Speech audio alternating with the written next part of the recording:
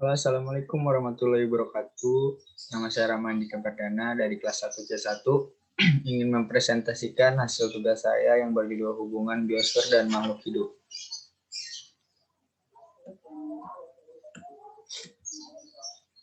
Hari ini saya akan membahas soal biosfer dan makhluk hidup dan kesimpulannya.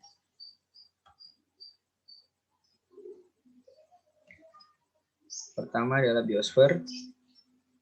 Pengertian dari biosfer adalah biosfer secara etimologi biosfer merupakan gabungan dari dua kata, yaitu bio dan yang berarti hidup dan sfer yang berarti lapisan. Jadi, biosfer adalah lapisan tempat hidup atau habitat makhluk hidup. Biosfer adalah bagian luar dari planet bumi yang mencakup udara, daratan, dan air, yang memungkinkan kehidupan dan proses biotik berlangsung. Istilah biosfer pertama kali diperkenalkan oleh ilmuwan Rusia yang bernama Vladimir Vernadsky pada tahun 1929. Dalam pengertian luas, menurut geofisiologi, biosfer adalah sistem ekologis global yang menyatukan seluruh makhluk hidup dan hubungan antar mereka, termasuk interaksinya dengan unsur litosfer atau batuan, hidrosfer atau air, dan atmosfer atau udara. Biosfer dianggap telah berlangsung sekitar 3,5 miliar tahun dari 4,5 miliar tahun usia bumi. Seluruh ekosistem di dunia disebut biosfer. Dalam biosfer, setiap makhluk hidup menempati lingkungan yang cocok untuk hidupnya. Ini bagian-bagian dari biosfer. Yang pertama adalah litosfer. Litosfer merupakan bagian terpenting yang berupa benua-benua dan pulau-pulau sebagai tempat tinggal. Litosfer mempunyai ketebalan 32 km yang berupa ketebalan benua sebesar 8 km, ketebalan dasar laut yang dalamnya 3,5 km, dan terdiri dari dua lapisan, yaitu lapisan sebelah atas silikon dan aluminium dengan berat massa rata-rata 2,65. Yang kedua, hidrosfer merupakan lapisan yang menutupi permukaan bumi hingga 75% yang meliputi lautan, danau, dan es yang terdapat dalam kedua kutubnya. Hidrosfer berpengaruh terhadap atmosfer karena keadaan air yang menguap akan membentuk awan yang selanjutnya akan menimbulkan hujan dan kembali ke laut lagi. Siklus inilah yang menyebabkan air menjadi asin, karena garam mineral pada kerak bumi mudah larut dan terbawa ke laut secara terus-menerus. Yang ketiga, atmosfer. Atmosfer adalah lapisan gas yang menyelimuti bumi yang mempunyai ketebalan 4.800 km terhitung dari permukaan air laut. Udara berlapis-lapis dan batas setiap lapisan ditentukan oleh peralihan temperatur yang mendadak. Keempat, troposfer. Lapisan ini merupakan lapisan yang paling bawah, yang memiliki ketebalan 16 km pada daerah khatulistiwa menipis hingga hanya 8 km pada kutub-kutub bumi. Yang kelima, stratosfer. Stratosfer adalah lapisan ini terletak di antara lapisan troposfer dan ionosfer dengan ketinggian 16-80 km di atas permukaan bumi dengan suhu rata-rata minus 35 derajat Celcius. Ciri penting dari lapisan ini adalah keberadaan lapisan ozon yang berguna untuk menyerap radiasi ultraviolet sehingga sebagian besar tidak akan mencapai ke permukaan bumi. Yang keenam, ionosfer. Lapisan ini terletak di atas lapisan stratosfer dengan ketinggian 80-800 km. Pada lapisan ini terjadi aliran listrik yang kuat, yang dikarenakan adanya pancaran sinar ultraviolet dari matahari. Atom dari lapisan udara ini terionisasi. Ini contohnya biosfer di bumi.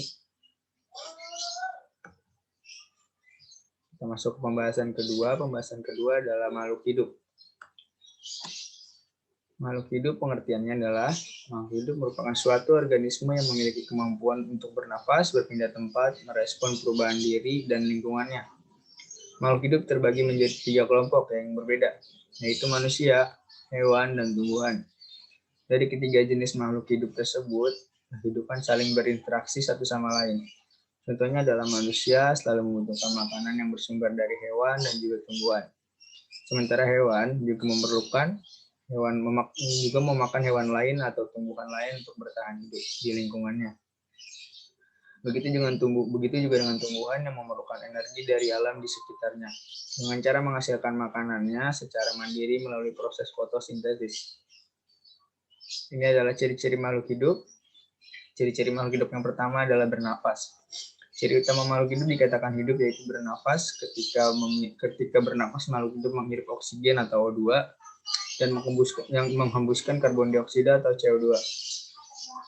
Yang kedua adalah bergerak. Ada dua macam gerak, yaitu gerak aktif dan gerak pasif. Gerak aktif adalah gerak berpindah tempat, misalnya dengan kaki, sayap, dan sirip.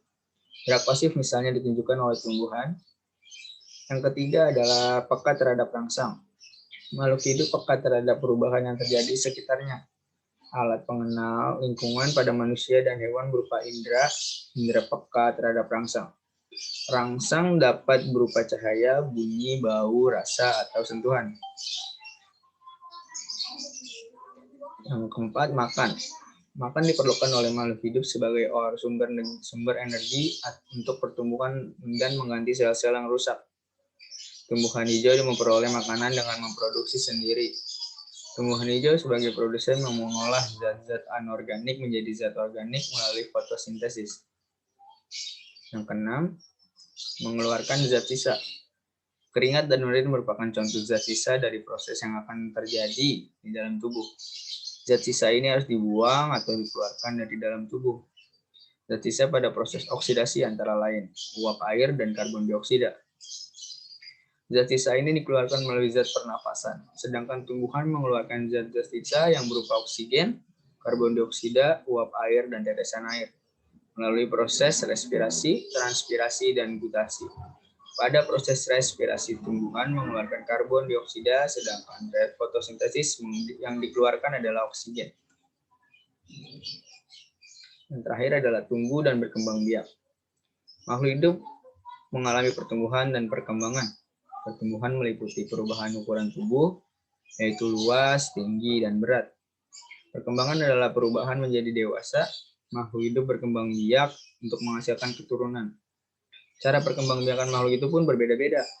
Hewan berkembang biak antara lain dengan melahirkan, bertelur, dan bertelur, bertunas, fragmentasi, atau membelah diri. Tumbuhan berkembang biak secara alami dan buatan. Ini contohnya yang atas itu pernapasan untuk makhluk hidup, contoh-contohnya dari manusia, burung, ikan, serangga, dan hewan, dan kodok. Yang bawah adalah perkembangbiakan antara makhluk hidup, tumbuhan, dan manusia sama hewan. Yang terakhir adalah kesimpulannya biosfer adalah bagian luar dari planet bumi yang mencakup udara, daratan, dan air, yang memungkinkan kehidupan dan proses biotik berlangsung. Definisi makhluk hidup dalam biologi dan ekologi organisme atau bahasa Yunaninya adalah organon, yang berarti alat adalah kumpulan molekul-molekul yang saling mempengaruhi sedemikian hingga berfungsi secara stabil dan memiliki sifat hidup. Klasifikasinya adalah pengelompokan makhluk hidup dan dalam takson melalui pencarian keseragaman atau persamaan dalam keanekaragaman. Makhluk hidup yang diklasifikasikan dalam satu kelompok atau takson tertentu memiliki persamaan-persamaan sifat dan ciri-ciri. Demikian pula sebaliknya.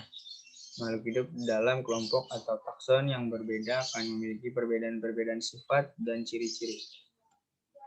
Sekian presentasi dari saya. Jika ada yang ingin ditanyakan, silakan ditanyakan. Assalamualaikum warahmatullahi wabarakatuh.